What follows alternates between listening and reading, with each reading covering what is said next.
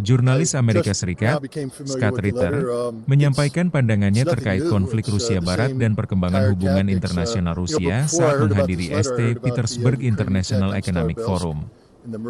Ritter menilai Rusia tidak terisolasi seperti yang sering digambarkan di Barat.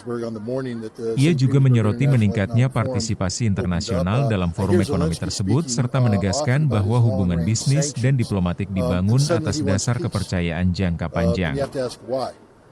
What is this? Is this a serious offer or is this a ploy? Is this a game? Who wrote the letter? Did Zelensky write the letter or did his Western masters write the letter? I'm an American. I'm just an independent observer.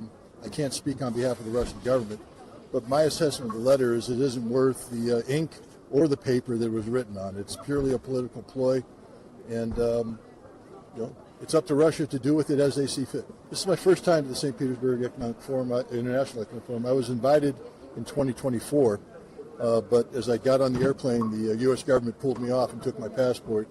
They decided that the work I was doing in Russia somehow was a threat to the United States. They accused me of being a Russian agent, and it took me over a year to fight back and finally get my passport returned. So in many ways, this is a victory to be here. It's a victory of free speech in America, and it's a victory of the prospects of peaceful relations. I know I'm just one citizen, but it's one step at a time, and to have an American here in St. Petersburg at this time, I think is very important. We have to put in the background that we're entering the 5th year of a major conflict between Russia and the collective West. Russia has been subjected to stringent economic sanctions in efforts to politically isolate Russia. In the West, the stories are that Russia is weakening, support for the government is plummeting, the economy is collapsing. So to come here to the St. Petersburg International Economic Forum and you see just the opposite. My understanding is last year there were 10,000 people who visited. This year there's more than 20,000. So Russia's not being isolated. Russia's increasing its exposure. 136 plus countries are represented here. We see major expositions of Russian energy. And the point is, if one thinks that Russia is being defeated, that Russia is a nation in collapse, this forum proves the opposite. Any contact between Russians and Americans is good contact.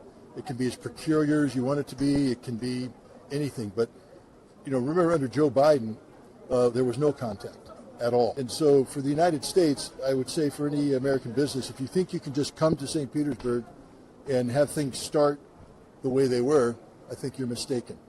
Relationships require time and trust. And there's going to have to be a rebuilding of trust. There's no reason for Russia to trust Americans today. So before you come here thinking you're going to sign a big deal, why don't you come here and just meet the Russians and be friends with the Russians and develop a relationship with the Russians. And from that, then the deals, I believe, can happen. Well, I think Russia made it clear that Russia didn't leave the West left Russia.